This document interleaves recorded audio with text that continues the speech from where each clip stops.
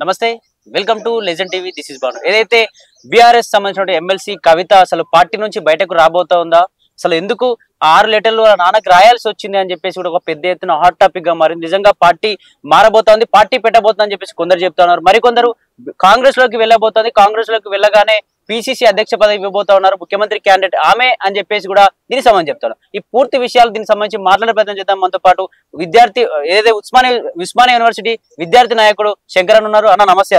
నమస్తే అన్న, ఏం జరుగుతుంది ఈ బీఆర్ఎస్ పార్టీలో అంటే ఏం చెప్తారు? ఏం లేదు, ఏం జరుగుతుంది, అంతా ట్రాష్, అంతా హంబాక్, ఇదే జరుగుతుంది తప్పితే ఇంకోమేముంది. సో కాబట్టి పెద్దగా ఊహించాల్సిన అవసరం లేదు. అంటే కవిత బయటకు రాబోతా ఉంది అని చెప్పి 6 రకాల అంటే 6 లెటర్లు రాసింది వాళ్ళ నాన్నకి, అంటే ఎందుకు రాయాల్సి వచ్చింది అని చెప్తే దీనికి సంబంధించి ఏం చెప్తారు? ఇగో నేనేమంటా, పొంకనాల పోషెట్టికి 33 దొడ్లు 3 ఎడ్లట, అంతే తప్ప ఇంకోటి ఏముంటది. అయినా పెద్ద మనిషి లేకపోతే వీళ్ళు ఎక్కడిది? జెనెటికల్లీ వీళ్ళు లేరు, పొలిటికల్లీ వీళ్ళు లేరు, ఎకనామికల్లీ వీళ్ళు లేరు, ఎక్కడిది వీళ్ళు? సో కాబట్టి ఇలా అన్ని పొంకనాలు తప్పితే ఇంకొకటి ఏముంది.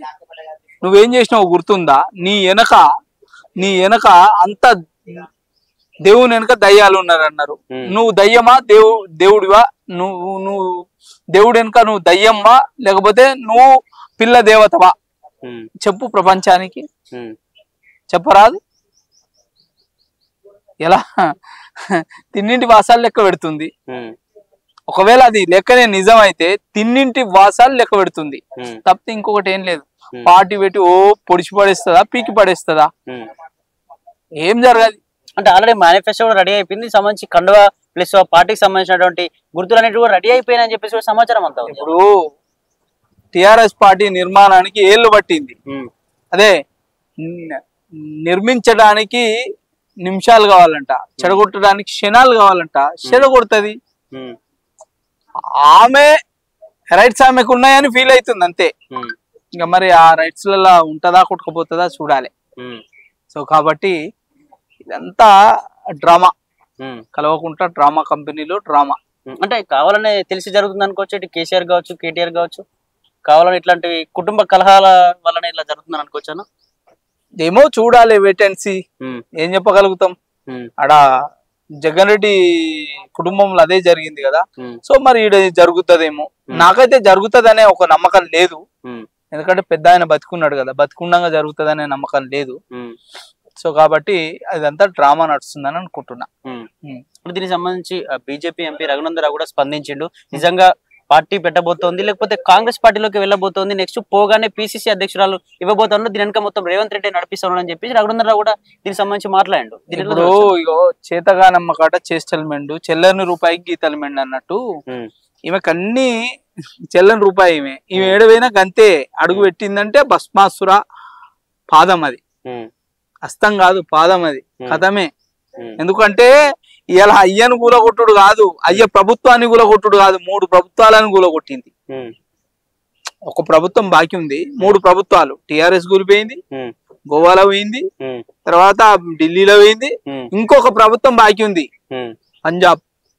దానికి రేపు మాపు ముహూర్తం పడుతుంది. ఒకవేళ రేవంత్ రెడ్డి గారు వాళ్ళ ప్రభుత్వం తీసుకొని పిసిసి అధ్యక్షుడు ఇస్తే ఇంకేది నేస్తం భస్మాసుర అస్తం అనే దానికి నిదర్శనం అవుతుంది. నేను అనుకుంటలేను అట్లా వాళ్ళు కాంగ్రెస్ పార్టీ ఈమెను తీసుకుంటారని, ఎందుకంటే ఈమె గల్లీలో ఉన్న స్కామ్ ని ఢిల్లీకి ఏర్చింది. ఇంకా ఇంత మంచి పేరు ప్రఖ్యాతలు తీసుకొచ్చిన ఆమెని టిఆర్ఎస్ కు వదిలిపెడతారు కానీ కాంగ్రెస్ లకు చేర్చుకుంటారని నేనైతే అనుకోవటం లేదు. బీజేపీ అయితే దగ్గరికే రానియదు అనుకుంటున్నా నేనైతే. ఇప్పుడు ఏం మిగిలి ఉన్నది ఏంది? కొత్త పార్టీ పెట్టాలి, కొత్త పార్టీ ఉత్త పార్టీ. దుకాణం నడవాలి కదా ఆమె కూడా. అయ్యా ఓ దుకాణం పెట్టించిండు, ఆ దుకాణం 4 రోజులకు మూతేసింది. జాగృతి అనే సంస్థని సంవత్సరానికి ఒక 10 కోట్లు ఆ సంస్థ పేరట తెలంగాణ ప్రజల సొమ్ముని ఆట పాటలకు, డిస్కో డాన్స్లకు, బ్రేక్ డాన్స్లకు, షేక్ డాన్స్లకు ఖతం చేసింది. సంస్కృతిని కూడా ఖతం చేసింది. ఇప్పుడు టిఆర్ఎస్ పార్టీని ఖతం చేసింది. ఇప్పుడు కొత్తగా దుకాణం పెడుతుంది, ఆ దుకాణం కూడా ఖతం అవుతుంది. అన్న మీరు చెప్పినట్టుగా నిజంగా ఈ గోవాతో కావచ్చు పంజాబ్ తో సంబంధం ఉంది. అంటే ఢిల్లీ అంటే లిక్కర్ కేసులో సంబంధించి ఇష్యూలో ప్రభుత్వం కోల్పోయిందని ఒక ఐడియా ఉంది. కానీ గోవా పంజాబ్ ఇష్యూ ఏందో అర్థం కాలేదు అసలు. ఇగో పాపం పెద్ద మనిషి ఏం చేసిండు, నియమం కోసం నామం పెట్టిండు. నియమం కోసం నామం పెడితే నామమే కుంప తీసింది అన్నట్టు పరాయుణ్ణి పెట్టుకుంటే పార్టీలు ఉంటాడు ఉండడు, పంగనామం పెట్టి పోతాడు అని అనుకున్నారు. కానీ ఇవాళ కూతురే పంగనామం పెట్టేటట్టు ఉంది. మరి దాన్ని ఆ నీళ్ళు ఇవ్వాలి సలారుస్తారా ఆమెకున్న ఆవేశాన్ని, లేకపోతే వద్దనుకొని పక్కపాటికి సాగనంపుతారా, అది వేచి చూడాలి మనం. కాకపోతే ఏంటంటే కుటుంబంలో ఎటు పోతారని అయితే అనుకుంటలేను, నాకు ఆ నమ్మకం ఉంది.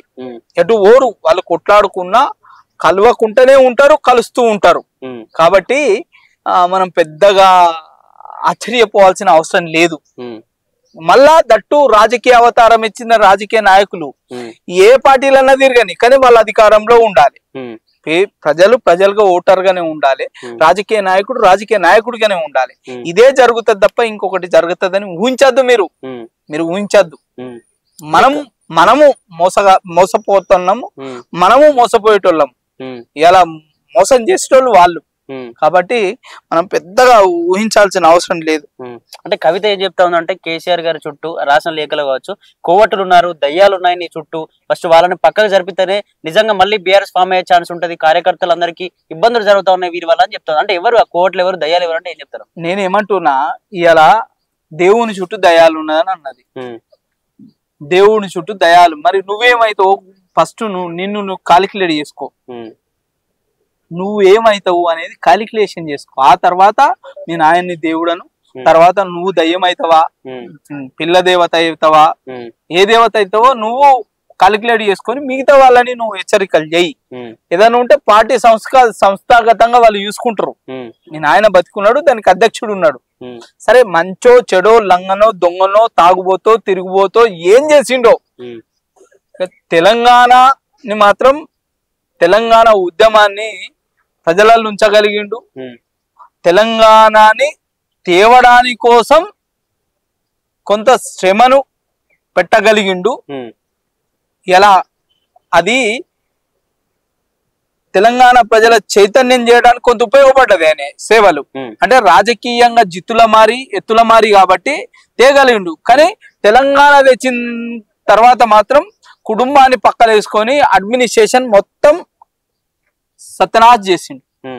కాబట్టి మేము సరే మంచిని మంచనాలే, చెడుని చెడాలి. కాబట్టి ఆ పెద్ద మనిషికి ఇంతో కొంత మంచికో చెడుకో ఇంత ఖ్యాతి మిగులుతుందేమో కానీ మిగతా వాళ్ళకు మిగిలది. వీళ్ళంతా ఆయన ఎంబటి ఉన్న దయ్యాలే వీళ్ళంతా. మరి మీరంతా కాదా?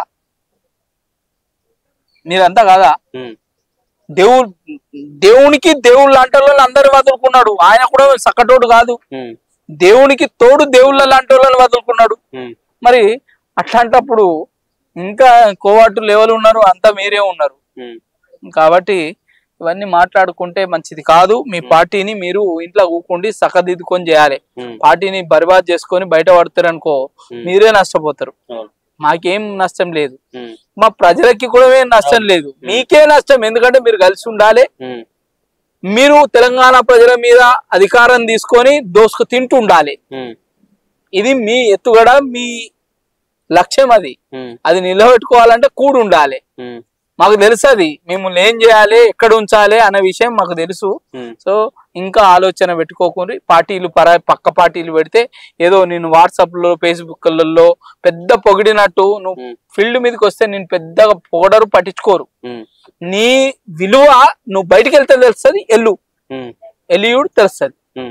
అంటే ఆల్రెడీ నిజంగా దీనికి సంబంధించి పార్టీ ఏదైతే బహుజన రాష్ట్ర సమితి, తెలంగాణ బహుజన రాష్ట్ర సమితి అని చెప్పి ఫిక్స్ అయిపోయింది. దీనికి సంబంధించి మేనిఫెస్టో కూడా సిద్ధమైపోయింది. ఎప్పటి నుంచి దీనికి సంబంధించి మన మీటింగ్స్ ఏర్పాటు చేయాలని చెప్పేసి కూడా అంతే ప్రణాళిక సిద్ధమైపోయింది అని చెప్పేసి కూడా దీనికి సంబంధించి వాదన వినిపిస్తా ఉన్నాయి. దీనికి సంబంధించి వార్తలు కూడా వస్తా ఉన్నాయి. దీనికి ఏం ఇది ఎట్లా నువ్వు ఉన్నట్టు ఉన్నది, బిడ్డ ప్రసిద్ధ కాకుంటేనట అల్లుని మీద వడి ఏడ్చిందంట, అత్త అల్లుని మీద వడి ఏడ్చిందంట. అట్లనే ఇప్పుడు పార్టీ ఓడిపోయినందుకు, పార్టీలో పదవులు లేనందుకు, పార్టీ అధికారంలో లేదనుకుందుకు, వచ్చే ఆమ్దాన్ని రానందుకు నువ్వు పార్టీ మీద పడి ఏడితే అది కాదు. ఇలా బహుజన రాజ్యం నీకు 10 ఏళ్ళు గుర్తు రాలే బహుజన రాజ్యం? ఎంపీ పదవి తీసుకున్నప్పుడు బహుజన రాజ్యం గుర్తు రాలే? ఎమ్మెల్సీ పదవి తీసుకున్నప్పుడు బహుజన రాజ్యం గుర్తు రాలే? మీ నాయన 34% ఉన్న రిజర్వేషన్ తగ్గిస్తే గుర్తు రాలే? ఇవి అలా గుర్తొచ్చిన అది ఎందుకో ఆ రోజే ఇయ్యలేదు రిజర్వేషన్లు. రాజకీయ మన ఎవరు జగన్మోహన్ రెడ్డి ప్రైవేట్ బిల్లు పెట్టిండు బీసీలకు రాజకీయ రిజర్వేషన్ ఇవ్వాలని. మరి మీ నాయన ఎందుకో పెట్టలే? నువ్వెందుకో పెట్టిపియలే? నువ్వు ఎంపీవే కదా అప్పుడు. ఏం పొడిచినవు చెప్పాలే కదా. ఇంకా మేము మోసపోవడానికి సిద్ధంగా ఉన్నాం అనుకుంటున్నావా? బహుజన రాజ్యం, బడుగుల రాజ్యం, బతుకుల రాజ్యం అని చెప్తే నీ మాటలు నమ్మి మోసపోవడానికి మేము సిద్ధంగా ఉన్నామేది? ఇవన్నీ దుకాణం బంద్ చేయాలి, అయిపోయింది. అప్డేటెడ్ పీస్లు ఇవన్నీ ఇప్పుడు ఉన్నాయన్నీ. దేశానికి ఎవడు మేలు చేస్తాడు, రాష్ట్రానికి ఎవడు మేలు చేస్తాడు వాళ్ళకి అందరికీ తెలుసు. కాబట్టి ఇవన్నీ దుకాణం బంద్ చేసి ఏదో ఉన్న దుకాణంలో ఎంత నడుపుకుంటే నీ బతికేదైనా బాగుపడుతుంది. అదర్వైజ్ బయట పడితివో, పార్టీ పెడితివో బజారు పాలవుతుంది, బతుకు బస్ స్టాండ్ అవుతుంది. నేను ఇచ్చే సలహా నీకు, ఎందుకంటే నువ్వు సరే బతుకమ్మ పేర తిన్నవో, ఖర్చు పెట్టినవో, బతుకమ్మ సంస్కృతిని కాపాడినవో అనేది విడిచిపెడితే మా గౌరమ్మ పేరు చెప్పుకొని బతికినవు కాబట్టి నీకు ఉచిత సలహా ఇస్తున్నా. లేకపోతే ఇది కూడా మియ్యా నేను. అంటే కాంగ్రెస్ పార్టీ అధికారంలోకి వచ్చినప్పటి నుంచి పూలే విగ్రహం కోసం కొట్లాడిన, సామాజిక తెలంగాణ కోసం కొట్లాడుతూ ఉంది. అలాగే బీసీ వాదంతో కూడా ఎన్నో మీటింగ్లు ఏర్పాటు చేసిన. అంటే బీసీ ప్రజలు నిజంగా దగ్గర తీసుకునే ఛాన్స్ ఏమైనా ఉందా కవితని? నేను అదే అడుగుతున్నా. ఇలా బీసీ సామాజిక నేపథ్యంలో భాగమైన పులే గారి గురించి ఇలా నువ్వు మాట్లాడుతున్నావు కదా, సామాజిక తెలంగాణ అంటున్నావు కదా, బడుగుల తెలంగాణ అంటున్నావు కదా, అన్నప్పుడు నువ్వు 5 ఏళ్ళు ఎంపీగా ఉన్నావు, ఇప్పుడు 6 ఏళ్ళు ఎమ్మెల్సీగా ఉంటున్నావు. గుర్తు రాలేదా? ఇవాళ నీకు పదవి పోగానే, పైసలు లేకపోగానే, ఆమ్దాని రాకపోగానే మీకు ఇవన్నీ గుర్తొస్తున్నాయా? ఎందుకు ఆనాడే బడుగుల కోసమని బడుగుల తెలంగాణ కావాలని ఎందుకు కొట్లాడలే? లేదు నీ నాయన పదవులకు వచ్చిన తర్వాత, పార్టీకి వచ్చిన తర్వాత నువ్వెందుకు కొట్లాడలే బీసీల కోసం? అరే బీసీలలో ఎన్ని మంత్రులు ఇచ్చిరో తెలుసా నీకు? ఎన్ని ఎమ్మెల్యే సీట్లు ఇచ్చిరో తెలుసా? ఎన్ని ఎంపీ సీట్లు ఇచ్చిరో తెలుసా? ఎన్ని ఎమ్మెల్సీ సీట్లు ఇచ్చిరో తెలుసా నీకు? అది కాలిక్యులేషన్ చేసుకోలే నువ్వు. అది కాలిక్యులేషన్ చేసుకుంటే నీ బతుకు ఆనాడే బాగుపడేది. ఇలా నీ బతుకు బాగుపడడానికి అవకాశం లేదు, పరిస్థితులు లేవు, తెలంగాణ ప్రజలు నమ్మడానికి లేరు. కాబట్టి అక్క నువ్వు కవితక్కవు. అదే అందరు కైతక్క అని వెళ్తారు, పిల్లగాళ్ళు అయితే తైతక్క అని వెళ్తారు. నీ తైతక్క ఆటలన్నీ ఏడా మీ నాయనమ్మ గట్ల నడుస్తాయి, నీ ఇంట్లో నడుస్తాయి, కానీ బయట నడవై అక్క, నడవై. ఈ దుకాణం బంద్ చేయి. ఇప్పటికే మా బతుకులు ఆగం చేసారు మీరు. ఇలా మమ్మల్ని ఉద్యమకారులని అయితే ఇక బతుకుల శవాలుగా మార్చేసిండ్రు. ఈ తెలంగాణ పేరు చెప్పుకొని దోచుక తినే ఈ దొంగలు ఎలా మా బతుకులు నాశనం చేసిండ్రు. ఇంకా మేము ఊరుకుంటాం? మీ కథలు ఆడిచ్చే ఆటలకు, పాడిచ్చే పాటలకు మేము ఊరుకుంటాం? తోలు తీసి మీద కడతాం, గుర్తుపెట్టుకోండి. రాజకీయ సమాధి చేస్తాం, రాజకీయ జీవితం లేకుండా బొంద పెడతాం మిమ్మల్ని ఇవాళ తీసి. తెలంగాణ ప్రజలకు మీరు బానిసగిరి నేర్పినరు, బతకడం నేర్పలే. ఇవాళ బతకడం నేర్పిరా మీరు? బానిసగిరి నేర్పినరు. ఇవాళ ఒక వ్యక్తిని కొనుగోలు శక్తిగా మార్చడానికి మీ దగ్గర ఎత్తులు లేవు, చిత్తులు లేవు, దొయ్యడానికి జిమ్మిక్కులు తప్ప. మిమ్మల్ని ఇంకా నమ్ముతాం, మా చెప్తాడు మేము కొట్టుకుంటాం మిమ్మల్ని నమ్మాలంటే. సో కాబట్టి ఇవన్నీ వదిలేసి మీ దందాలేమో మీరు చేసుకొని, మీ పనులేమో మీరు చేసుకొని, మీ మీద కేసులు ఎట్లా కాకుండా ఉండాలనో అది చూసుకోండి. మీ ఆస్తులు ఎట్లా, మీ అంతస్తులు ఎట్లా కాపాడుకోవడానికి మీరు ప్రణాళికలు వేసుకోండి. అంతే తప్ప మా దాకా రాకుండా తల్లి వద్దు. మీ సేవలు మాకు మస్తు బ్రహ్మాండంగా అందినాయి. ఇంకా మిమ్మల్ని కళలో కూడా ఊహించాం తల్లి, వద్దు. అంటే ఒక నిజంగా అన్న వేరే పార్టీలోకి పోయినా, లేకపోతే బీఆర్ఎస్ పార్టీ నుంచి పక్కకు వచ్చినా కూడా ఏమైనా చీలికలు వచ్చే ఛాన్స్ ఉంది అందులో పార్టీలో కార్యకర్తలు కావచ్చు? ఎందుకంటే హరీష్ రావు పరిస్థితి ఏంది, అంటే కేటీఆర్ పరిస్థితి ఏంది దీనికి సంబంధించి? నేను ఏమన్నా పెద్ద మనిషి బతుకుండగా ఇవేవి జరిగాయి.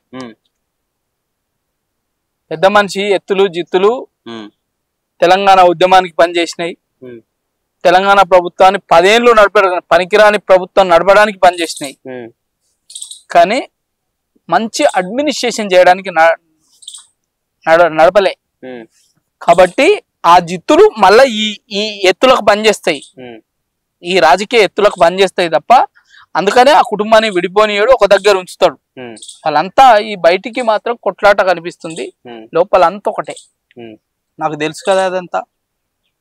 మేము వాళ్ళతోటి భుజం కలుపుకొని రాసుకొని తిరిగిన వాళ్ళమే కదా, 10 ఏళ్ళని వాళ్ళని చూసిన వాళ్ళమే కదా, 10 ఏళ్ళని వాళ్ళని ఎండగట్టిన వాళ్ళమే కదా.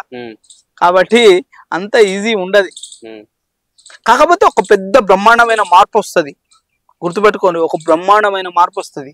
తెలంగాణలో ప్రతిపక్షంలో ఉన్న టిఆర్ఎస్ పార్టీ, అధికార పక్షంలో ఉన్న కాంగ్రెస్ పార్టీ రాదు. గుర్తుపెట్టుకో, కొత్త పార్టీ వస్తుంది, లేదా ఒక జాతీయ పార్టీ అని వస్తుంది. ఇది గుర్తుపెట్టుకో. దేశం కోరుకుంటుంది, యువత కోరుకుంటుంది, దేశం కోరుకుంటుంది. సో కాబట్టి ఆ మార్పు వచ్చినాడు నాలాంటి యువతకు చేతి పని దొరుకుతుంది. నాకు పని కావాలి, బానిసగిరి కాదు, పని కావాలి, ఉపాధి కల్పించే ఒక పార్టీ కావాలి. అంతే తప్ప కానీ నన్ను ఉచితాలకు అలవాటు చేసి పైసలు రాకపోతే బెంగుల కాడ నిలబడేటట్టు చేయకూడదు. సో అది మంచిది కాదు. మనం అంటే వేరే ప్రభుత్వం రాబోతుంది అంటే ఆల్టర్నేటివ్ గా ఉన్నది ఇప్పుడు బీజేపీ అంటే బీజేపీ రాబోతుంది అనుకో. నేను చెప్తలేను అది బీజేపీ ఇంకో కొత్త ప్రాంతీయ పార్టీ వస్తుందా, ఇంకోటి వస్తుందా, లేకపోతే ఇంకా జాతీయ పార్టీలో బిఎస్పీ ఉంది, ఇంకేదైనా పార్టీలు ఉంటే వస్తాయా అది నేను చెప్పలేను. కానీ ఒక కొత్త మార్పు అయితే జరుగుతుంది. దానికోసం మేమందరం పాటుపడతాం. వీళ్ళు ఇట్లనే ఉచితాలను 6 పథకాలతోటి తెలంగాణ ఆగం చేయాలని నేను అనుకుంటే, వీళ్ళని వీళ్ళు చక్కదిద్దుకోకుంటే, వీళ్ళని వీళ్ళు మార్చుకోకుంటే ఖచ్చితంగా కాంగ్రెస్ పార్టీకి కూడా గుణపాఠం ఉంటది. ఎందుకంటే కాగితాల మీద అయిపోయే పనులే అర్ధభాగం ఉన్నాయి, వాళ్ళ మేనిఫెస్టోలో సగం ఉన్నాయి. అవే చేయలేనప్పుడు ఇంకా పైసలతో కూడుకున్న పనులు ఎక్కడికి వెళ్ళైతాయి? అసలు ఎకనామీయే లేదు, జనరేషనే లేదు, ఎట్లా జనరేట్ చేయాలో అర్థమైతే లేదు. ఆఖరికత్తే నెంబర్ ప్లేట్ల మీద పడ్డారు. ఎప్పుడెప్పుడో ట్యాక్సులు కట్టి మేము నెంబర్ ప్లేట్ తీసుకున్నాం. మళ్ళీ ట్యాక్స్ వేయడానికి నీకున్న రైట్ ఏంది గవర్నమెంట్ కి? అడిగేటోడు లేక, వీళ్ళకి అడిగేటోడు లేక నువ్వు సగటు పేదోడి మీద భారం పడకుండా ఇవాళ నువ్వు తెలంగాణ ఎట్లా కాపాడుతావు కాపాడు. నీకు సాధన కాకపోతే నాలో ఉంటూ ఎవరన్నా పెట్టు, అంతే తప్పగానే అడ్డగోలు ట్యాక్స్లు వేసి నువ్వు చేస్తా అంటే మాత్రం నువ్వు కూడా ఖతమవుతావు, రాజకీయంగా ఖతమవుతావు. ఏముంటది అలా? ప్రజలు అనుకున్నారంటే అయిపోయి గుర్తి పడేస్తారు ఒకటేసారి. అంటే మీరు ఏం చెప్తా ఉన్నారు అంటే ఇప్పుడు బీఆర్ఎస్ ఇంత ముందున్న బీఆర్ఎస్ ప్రజలందరూ చూసిరు, అందరు వ్యతిరేకత ఉన్నారు, బీఆర్ఎస్ రాదు, ఇటు కాంగ్రెస్ కూడా వ్యతిరేకిస్తున్నారు, రాదు అని చెప్తా ఉన్నారు. మరి అటు కాంగ్రెస్ ఏం చెప్తా అంటే 20 సంవత్సరాలు మా కాంగ్రెస్ ఉంటుందని కాంగ్రెస్ అంటుంది, బీఆర్ఎస్ ఏమో నెక్స్ట్ ఈ ప్రభుత్వాన్ని అందరూ ప్రజలు వ్యతిరేకిస్తారు, నెక్స్ట్ బీఆర్ఎస్ అని బీఆర్ఎస్ చెప్పుకుంటుంది. మరి ఇంకా వాళ్ళు చెప్పుకుంటారు కానీ మాకు అట్లా ఊహ లేదు. కొంత మాకు ఆలోచన ధోరణి ఉంది కదా, వాస్తవ దృక్పథాలను ఆలోచిస్తాం కదా. ఇలా కాంగ్రెస్ పార్టీ అనేది చారిత్రక తప్పిదం 6 పథకాలు పెట్టుకోవడం, 120 పథకాలు పెట్టుకోవడం చారిత్రక తప్పిదం. అది ప్రజలకు అవసరం ఏది అనవసరం ఏది అది నిర్ణయించి పెట్టుకోవాలి ఇలా. కానీ వీళ్ళు నోటికి ఏది వస్తుంది మాట్లాడినరు, చేతికి ఏది వస్తుంది రాసి పడేసిండ్రు. అట్లెట్లయితుంది అన్న? వాళ్ళు పెట్టుకున్నారు 400 చిల్లర పథకాలు ఆనాడు, అందుకనే తెలంగాణ ఆగమైంది. ఇలా వీళ్ళు 400 పథకాలు పెట్టుకున్నారు. వీళ్ళేం బొమ్మకు నాణానికి బొమ్మ బొరుసులు ఇల్లు, ఉచితాలు ఇచ్చి బతకాలి, వ్యక్తిని స్వశక్తిగా నిలబడటానికి వీళ్ళ దగ్గర ప్రణాళికలు లేవు, పథకాలు లేవు, బానిసలు చేసిండ్రు. ఈ దేశానికి అత్యధిక విలువైందే మానవ వనరులు, దాన్నే నాశనం చేసిండ్రు. పనికి రాని చేవలేని ఒక చెత్తను తయారు చేయడానికి ప్రయత్నం చేసిండ్రు. అందుకనే నిన్న కాక మన బీర్ల సంఖ్య, అది మన బార్ల సంఖ్య, వైన్స్ల సంఖ్య పెంచడానికి ప్రయత్నం చేస్తుండ్రు. తర్వాత ఈ బీర్లు వైన్ లిక్కర్ అంతా రేట్లు పెంచేసిండ్రు. ఇక రేట్లు పెంచినా పెంచకున్నా ఇక ఏముంటది, ఖాళీగా ఉన్నాడు ఖాళీ ఫుల్గున్న సీజన్ ఖాళీ ఖతం చేయాలి కదా, ఖతం చేస్తుండ్రు. ఏం పనికిరాని చెత్త వ్యవస్థ తయారై ఉంది. బాధ అనిపిస్తుంది నాకే. నా చుట్టుపక్కల రోజు బీరు బాటిల్ లేని రోజు కనిపిస్తలేదు నాకు. ఎంత బాధ అయితే చెప్పు. నేను ఉస్మానియా యూనివర్సిటీలో చదువుకున్నా, నేను బయటికి వెళ్తే నాకు మంచి ఉపాధి దొరకాలి, అలా ఉపాధి దొరకలేని పరిస్థితి ఉంది. రోజు ఇక నేను చెప్తున్నా కదా, రోజు చుట్టుపక్కల చూస్తుంటే రోజు బీరు బాటలు కొట్లాడుతున్నాయి. ఇంకా యువతకు మనం ఏం మార్గదర్శకత్వం చేస్తాం, మార్గదర్శకత్వం అవుతాం. ఏదో 4 మాటలు 10% మంచోళ్ళు ఉన్నారు. నేను గాళ్ళ కోసం మాట్లాడుతున్నా ఇవాళ. 90% ఉన్న చెత్త గురించి మాట్లాడతలేను నేను ఇవాళ. ఆ చెత్తనే ఇవాళ రాజకీయాన్ని నిర్ణయిస్తుంది. ఆ చెత్త చేతులనే నిర్ణయాధికారం ఉంది కాబట్టి, మెజారిటీ బై మైనారిటీ కాబట్టి ఈ రోజు మన రాష్ట్రం పరిస్థితి, ఈ దేశం పరిస్థితి ఇంత దరిద్రంగా ఉంది. అదే మంచి వాళ్ళు ఉంటే ఈ రోజు ఇట్లా ఉండదు. ప్రపంచంలో నెంబర్ 1 మన దేశం, గుర్తుపెట్టుకోండి. ఇప్పటికీ చెప్తున్నా, ప్రపంచంలో కరప్షన్ అనేది లేకపోతే ప్రపంచంలో నెంబర్ 1 మన దేశం. మన దేశంలో ఉన్న ఆస్తులు అంతస్తులు ఇంకే దేశానికి లేవు, వనరులు కూడా లేవు. మిరాకిల్ సృష్టించవచ్చు. కాబట్టి ఈ దిశగా ప్రయాణించే రకంగా మన ఆలోచన ధోరణి దృక్పథం ఉంటే ఖచ్చితంగా మనం మిరాకిల్ సృష్టిస్తాం. మన దేశానికి ఆ సత్తా ఉంది. నిన్న యుద్ధంలోనే చూస్తుంది కదా, యుద్ధంలోనే చూస్తుందిగా. అదేదో అణుక్షేత్రాన్ని కొట్టిపడేసిండ్రు. ఏమనుకుంటారు? చిన్నది కాదు దేశం, చాలా గొప్పది. యూనిటీ లేక మిగతా మతాలలో లేవా అంటే ఉన్నాయి, కానీ ఇక్కడికి వచ్చే వరకే అత్యంత దుర్భరమైన పరిస్థితి ఉంది. కాబట్టి యునైటెడ్గా ఉంటే, యూనిక్ ఉంటే ఏదైనా సాధించగలుగుతాం. ఓకే అండి. ఇలా ఉంటే కాంగ్రెస్ ప్రభుత్వం ఒక ప్రతిష్టాత్మక నిర్ణయం తీసుకుంది. ఏదైతే రాజీవ్ వికాస పేరు మీద దాదాపు 4 లక్షల వరకు లోన్ తీసుకోవచ్చని కూడా చెప్తా ఉంది. దీనికి సంబంధించి జూన్ 2న కూడా దరఖాస్తులు ఎవరైతే లబ్ధిదారున్నారో వాళ్ళకి దరఖాస్తులు ఇవ్వబోతా ఉన్నామని కూడా చెప్తా ఉంది. అంటే దీని మీద నీ అభిప్రాయం ఏంటంటే నిజంగా వర్కౌట్ అవుతుంది అనిపిస్తుంది? అందరికి యువతకు నిజంగా చెందుతుంది అనుకోవచ్చా? నేనేమంటున్నా, యువ వికాసం అనేది మంచి కార్యక్రమమే, కానీ దీని కొత్త పేరు పెట్టిండ్రు దీనికి. అంతకు ముందు కార్పొరేషన్స్ లేవా? ఉన్నాయి కదా. కార్పొరేషన్ల ద్వారానే కదా లోన్లు ఇచ్చినావు. ఏదో ఒక యూనిట్ ఇచ్చినావు. లోన్ ఇచ్చుడు అంటే పైసలు చేతికి ఇయ్యలే. ఒక యూనిట్ ఏర్పాటు చేసుకోవడానికి ఆ యూనిట్ కి ఆ బ్యాంకర్కో లేకపోతే ఆ కంపెనీకో డబ్బులు ఇచ్చినావు. ఆ యూనిట్ ఇచ్చి గతంలో కూడా కొంత తప్పిదాలు జరిగినాయి. ఆ యూనిట్ ఇచ్చిన యూనిట్ కి ఈ కులమానం ఉండాలి. ఈ కాలం నుంచి ఈ కాలం దాకా దాన్ని అమ్ముకోకూడదు. నువ్వే డెవలప్మెంట్ చేసుకోవాలి, లేకపోతే ఎవరికన్నా ఇచ్చాను దాని ద్వారా బతకాలి, స్వయం ఉపాధి కలగాలని ఇచ్చినావు. ఇప్పుడు కూడా అదే పని చేస్తున్నావు, మంచిదే, కాదంటలేను. కానీ ఈ 50,000 తీసుకున్నాడు కిరాణా షాప్ పెడతాడా? 50,000 తీసుకున్నాడు, 50,000 అంటే కిరాణా షాపు. 4 లక్షలు తీసుకున్నాడు కారు కొంటాడా? ఇంకా 4 లక్షలు అవసరం. మామూలు లో లెవెల్ కారు కొనాలన్నా ఇంకా 4 లక్షలు అవసరం. నేనేమంటున్నా, 5 లక్షల మందికి మీరు సార్ట్ అవుట్ చేసారు కదా, 3 లక్షల మందికే ఇయ్యండ్రి, 5 లక్షలు ఇవ్వకుండ్రి, కానీ ఒక యూనిట్ కొనియండి. యూనిట్ కొనిచ్చి ఆ యూనిట్ మీద నిర్ణయాధికారం, అది ఇంకోనికి అమ్మబడ్డా మార్పు చేయబడ్డా ఆ యూనిట్ ఇంకోనికి అలొకేషన్ చేస్తామనే ఒక నిర్ణయం రావాలి. పుక్కడికి పైసలు ఇస్తే అయిపోతుందా? ఏదో ఆడ పాత గవర్నమెంట్ పెట్టింది మైనారిటీ కమ్యూనిటీలకు 1,00,000 రూపాయలట ఫ్రీ. ఇలా తాత జాగిరో ఇలా అయ్యే జాగిరో ఫ్రీ ఎందుకు ఇచ్చుడా? ఎందుకు ఇవ్వాలి ఫ్రీ? కొంత నువ్వు ఇయ్యు, కొంత వాడు పెట్టుకుంటే బ్యాంకర్ లోన్ ద్వారా బ్యాంక్ పెట్టు, కొంత గవర్నమెంట్ ఇస్తే ఆ గవర్నమెంట్ ఇచ్చిన దానిలో కొంత సబ్సిడీ ఇస్తే బ్యాంకర్ నుంచి తను కొంత పెట్టుకుంటే బ్యాంకు కొంత సబ్సిడీ ఇస్తే వాడు ఏదైనా పని చేసుకొని బతుకుతాడు. పాగలగానే తయారు చేస్తున్నావా? ఇట్లా కూడా పాగలగానే తయారు చేస్తున్నావా? 4 లక్షలు తీసుకుంటే ఏం చేస్తాడు? ఆటో నడుపుకోవాలి, మరి ఆటో అయితే వస్తుంది 3-2 లక్షలల్లా, కిరాణా కొట్టు పెట్టుకోవచ్చు. కాబట్టి బాగా చదువుకున్న యువతకి ఉద్యోగం వస్తుంది అని ఎదురు చూసే యువతకి ఇట్లాంటి ఉపశమనం కావు. ఇవి ఏ లెవెల్ అంటే 10వ తరగతి పాస్ అయిన వాళ్ళ ఫెయిల్ అయిన వాళ్ళకి, 10వ తరగతి 12వ తరగతి ఫెయిల్ అయిన వాళ్ళకి పనికి వస్తాయి. గ్రాడ్యుయేట్ లెవెల్లో పీజీ లెవెల్లో చదువుకున్న వాళ్ళకి పనికి రావు. కాబట్టి ఇంకొంచెం ఆలోచించండి. నేను మంచిదే అంటున్నా, కానీ ఇంకొంచెం థింక్ చేసి ఆలోచించి దశల వారీగా 5 లక్షల మందికి ఇచ్చే కంటే ఇలా 2 లక్షల మందికి ఇయ్యు, కానీ వాడిని ఒక శక్తికి ఎదిగేటట్టు తయారు. సో కాబట్టి ప్రభుత్వానికి నేను ఇది విజ్ఞప్తి చేస్తున్నాను. ఓకే థ్యాంక్ యూ అన్న.